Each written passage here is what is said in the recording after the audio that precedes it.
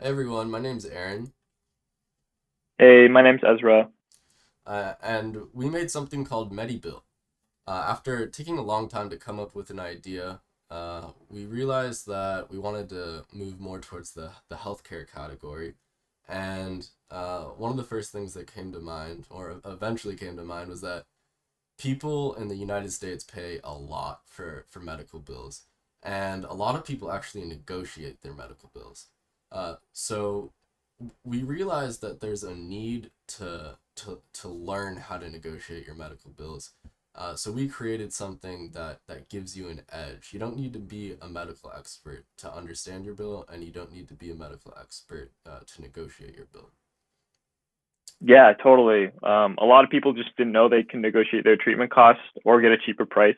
So, like recent laws in the U.S. have required like transparency among procedure, and there's like so all these hospitals are required to publish the cost of their treatment beforehand, and there are government data sets that collect this information, and we wanted to leverage that to provide people with like an easy way to see if they were billed too much, billed um, you know maybe less than average, and then also like clean up that medical jargon a little bit and give them better descriptions about the treatment they receive. Um, The way we did this was harnessing the power of those medical codes. They really do say a lot, and they can describe almost any kind of situation you're in a hospital. And they're constantly inventing new ones, and they're all publicly available now.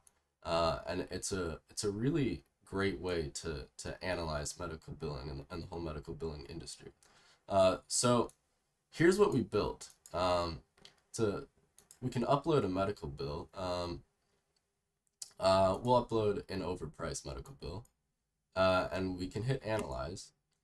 And I'll pull up this PDF side by side. I have some examples here of some slightly different formatted documents. And here we can see that our piece of software expanded upon greatly on the descriptions, got the average prices for each of these treatments, and it came up with the conclusion that our cost was more than average. So what this does is it gives the consumer, the patient really, a a way to analyze their bill from a non-medical background. A lot of the times patients are billed for treatment that they never get.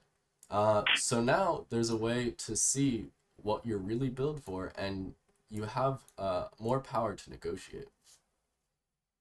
Exactly. Yeah. These, the descriptions are a little bit longer and more digestible compared to like the short descriptions that may appear on a bill. And yeah, exactly. Like Aaron said, you're able to see if you were billed for something you didn't actually receive. Um, So I'll show one more example, and as I'm going, why don't you talk about the what we use to build the software as a. oh, for sure. So we used Vue.js on the front end. And on the back end, we actually used Google Cloud Functions. And this was our first time kind of like doing anything serverless. But it was really cool to explore. We had functions that take in the PDF file, and we have functions that cross-reference the data sets with different codes. And yeah, so we use Google Cloud Functions on the back end, Vue.js on the front end.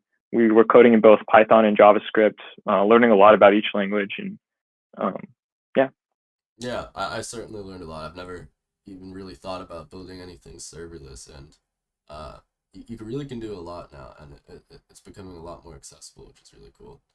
Anyway, thanks for watching, guys. Have a good one. thanks.